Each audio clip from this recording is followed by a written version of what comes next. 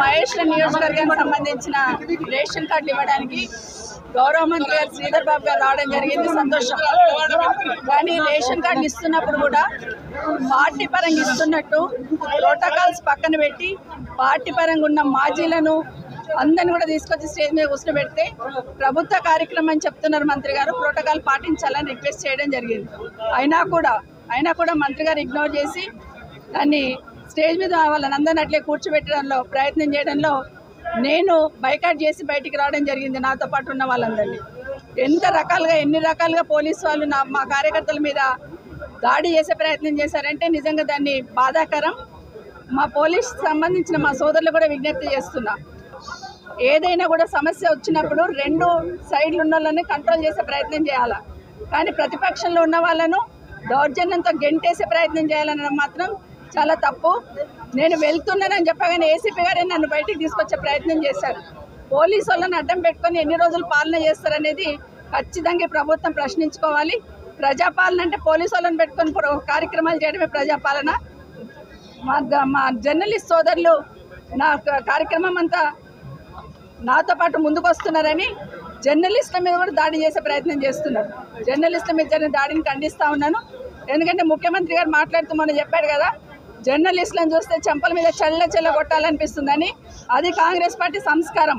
ఎందుకంటే జర్నలిస్ట్ అనేవాడి విలువ ఏంటనేది, జర్నలిస్ట్ వాళ్ళకు ఎంత విలువ ఉంటుందనేది, సమాజంలో వాళ్ళ పాత్ర ఏంటనేది గౌరవ ముఖ్యమంత్రి గారు మర్చిపోయినట్టున్నారు. ముఖ్యమంత్రి గారు అన్నారు కదా, మేము దాడి చేస్తే తప్పేముందని ఈరోజు పోలీసు వాళ్ళు కూడా మీడియా మిత్రుల మీద దాడి చేసే ప్రయత్నం చేశారు. దాన్ని ఖండిస్తూ ఉన్నాం. నిజంగానే మీరు రేషన్ కార్డ్స్ ఇస్తే అందరికి ఇస్తున్నప్పుడు గాంధీ భవన్కి వెళ్ళి ఇచ్చినట్టు మీ పార్టీ పరంగా ఇస్తున్నట్టు అందరినీ తీసుకొచ్చి స్టేజ్ మీద కూర్చోబెడుతున్నారు. ఇందిరమ్మ ఇల్లు ఇచ్చారు, కాంగ్రెస్ పార్టీ వాళ్ళు పోయి ముగ్గు పోస్తేనే ఇందిరమ్మ ఇల్లు శాంక్షన్ అవుతుంది. రేషన్ కార్డు కూడా కాంగ్రెస్ పార్టీ వాళ్ళే ఇస్తున్న ఫీలింగ్ తీసుకొచ్చి ప్రభుత్వ పరంగా ఇస్తున్నారా, కాంగ్రెస్ పార్టీ నుండి ఇస్తున్నారా అనేది సమాధానం చెప్పాలి ఈ ప్రభుత్వం. ఎందుకంటే ఈరోజు కాంగ్రెస్ పార్టీ నుండి ఇచ్చినట్టుంటే మీరు గాంధీ భవన్లో పెట్టుకోండి, మీ కార్యకర్తలు కండువాలు వేసుకొని అక్కడ పంచుకోండి తప్పిస్తే ఇది ప్రభుత్వ కార్యక్రమం ప్రోటోకాల్ పాటించడం ఇష్టం లేకపోతే మమ్మల్ని పిలవద్దు, మమ్మల్ని ఈ కార్యక్రమాలకి పిలిచి అవమానించే ప్రయత్నం చేయొద్దు. నిజంగానే దమ్ము ధైర్యం ఉంటే ప్రోటోకాల్ పాటిస్తూ పద్ధతి ప్రకారం కార్యక్రమాలు చేయాలి, కానీ ప్రభుత్వ కార్యక్రమాలను కూడా పార్టీ పరంగా చేసి లబ్ధి పొందాలని ఏదైతే నాటకం ఆడుతున్నారో ప్రజలు గమనిస్తూ ఉన్నారు. తప్పకుండా మీ పార్టీకి మీ ప్రభుత్వానికి చమనగీతం పాడడానికి ప్రజలు సిద్ధంగా ఉన్నారు.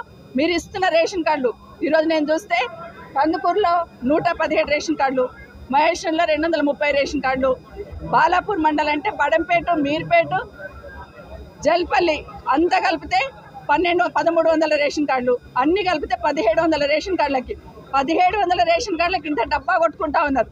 ఈవెన్ కనీసం ఏవైతే అడిషన్స్ ఉన్నాయో అడిషన్స్ కూడా కొత్త రేషన్ కార్డులను లెక్క పెడతా ఉన్నారు.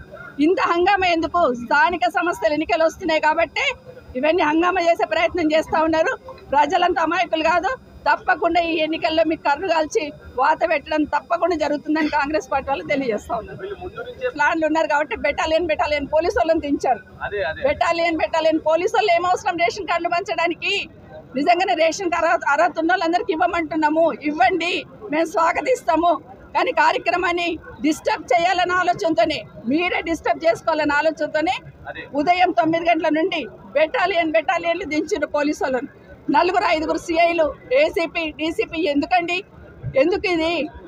మామూలు రేషన్ కార్డులు ఇవన్నీ వస్తే ఇంత పోలీసు, ఇంత హంగామా, ఇంత సెక్యూరిటీతో ఇంత హంగామా సృష్టించాల్సిన అవసరం ఉందా? లేదు. ఎట్టి పరిస్థితులలో ప్రోటోకాల్ లేని వాళ్ళని స్టేజ్ మీద కూర్చోబెట్టి దాన్ని అడ్డుకుంటే టీఆర్ఎస్ పార్టీ ఏదో అడ్డుకుంటుందనే నెపం నెట్టాలనే ప్రయత్నం మీరు చేస్తూ ఉన్నారు. ప్రజలు అన్ని గమనిస్తూ ఉన్నారు. ఈరోజు 3వ స్థానంలో వచ్చిన స్టేజ్ మీద కూర్చోబెట్టినప్పుడు నా మీద ఇంకా 20 మంది పోటీ చేశారు. ఆ 19 మందిని కూడా తెచ్చి కూర్చోబెట్టండి.